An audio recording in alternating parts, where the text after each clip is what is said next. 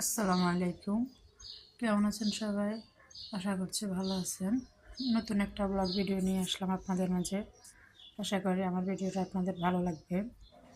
তো ভিডিওর কোনো অংশ যদি ভালো লেগে যায় প্লিজ একটা লাইক দেবেন। আমার চ্যানেলটা সাবস্ক্রাইব করে আমার পাশে থাকবেন। কোনো অংশ যদি খুব বেশি ভালো লাগে সেটা প্লিজ কমেন্ট করে জানাবেন। আমি যেহেতু ইউটিউবে একদমই নতুন, আমার চ্যানেলটা সাবস্ক্রাইব করে আমার পাশে থাকবেন। চাইলে আমার ভিডিও শুরু থেকে শেষ পর্যন্ত আমার সাথে থেকে যেতে পারেন। তো সকালবেলা আজকে বাইরে খুব মেঘ ছিল, খুব বাতাস ছিল, ভেবেছিলাম বৃষ্টি হবে, তাই বাইরে আসলাম দেখার জন্য। আসলে বৃষ্টি তেমন হয়নি, শুধু এক ফোঁটা দু ফোঁটা বৃষ্টি হয়েছে, বাতাসের সাথে মেঘ কেটে গিয়েছে আর কি, বৃষ্টি তেমন হয়নি।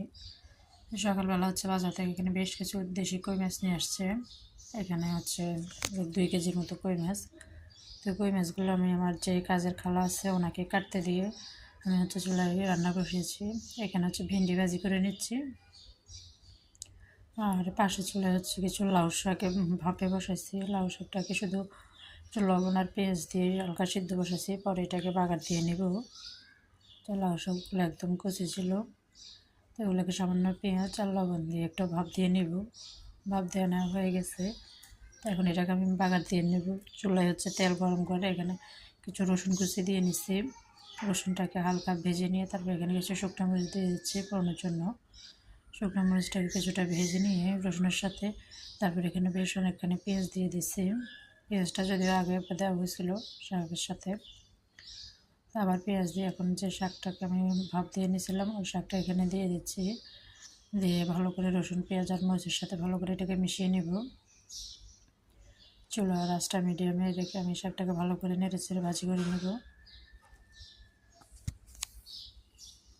আমার শাকটা প্রায় ভাজি হয়ে আসছে, তো এটাকে আমি আরেকটা ছোটো ফ্রাই প্যানের মধ্যে নামিয়ে নেব।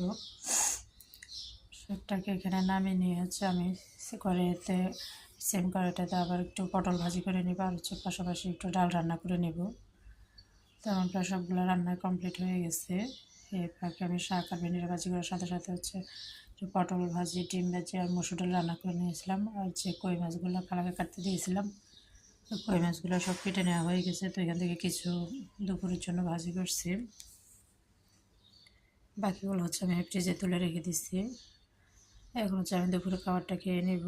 তার জন্য যা যা রান্না করছে তা সবগুলো নিয়ে নিচ্ছি, যেগুলো আমি ভাতগুলো খেয়ে নেব আর কি। দুপুরে যেহেতু রান্নাবান্না সব করা হয়ে গেছে, এর ভাগে হচ্ছে আমি গোসলটা সেরে নামাজ পড়ে আসছি ভাত খাওয়ার জন্য। বাকিদের সবার খাওয়া হয়ে গেছে, তাদেরকে